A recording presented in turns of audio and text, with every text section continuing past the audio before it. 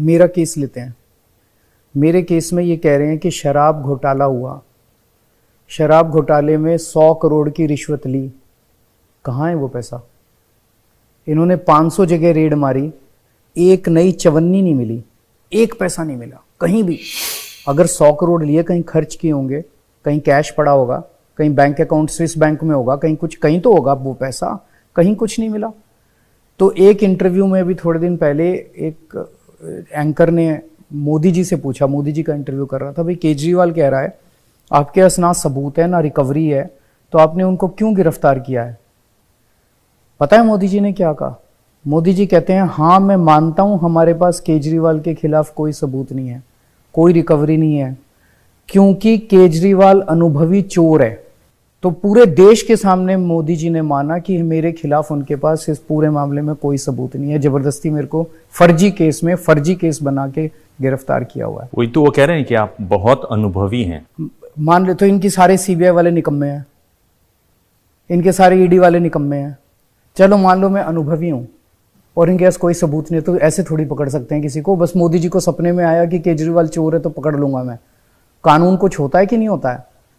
सबूत कुछ होता है?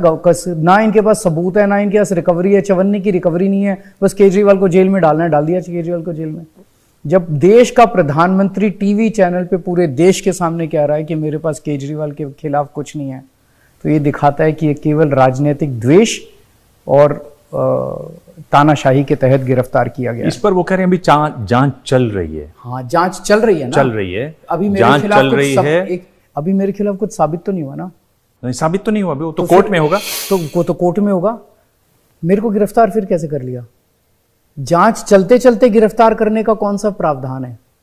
अभी तक हमारे देश के अंदर सिस्टम था, एफआईआर होती थी, जांच होती थी, मुकदमा चलता था, जज कहता था ये दोषी है ये निर्दोष है, और फिर दोषी जेल जाता था। अब मोदी जी कह रहे हैं जांच चल रही है, मैंने अभी गिरफ्तार कर लिया सबको। पर अरविंद जी इसमें तो आप जानते हैं कि जो पीएमएलए कानून है, सुप्रीम सुप्रीम कोर्ट ने भी खुद कहा कि इसमें जो सप्लीमेंट्री चार्जशीट दायर होती है, लोगों को गिरफ्तार होता है, इस पर सोचना चाहिए, है ना? गृह मंत्री जी से मैंने इंटरव्यू किया, उन्होंने कहा कि सोचना चाहिए, पर उन्होंने ये कहा कि भ्रष्टाचार के खिलाफ कानून में कोई डाइल्यूशन नहीं होना चाहिए। ये कानून भ्रष्टाचार के खिलाफ नहीं है, ये कानून विपक्ष के खिलाफ है। ये कानून उन लोगों के खिलाफ है जो लोग मोदी जी के खिलाफ बोलने की जरूरत करते हैं।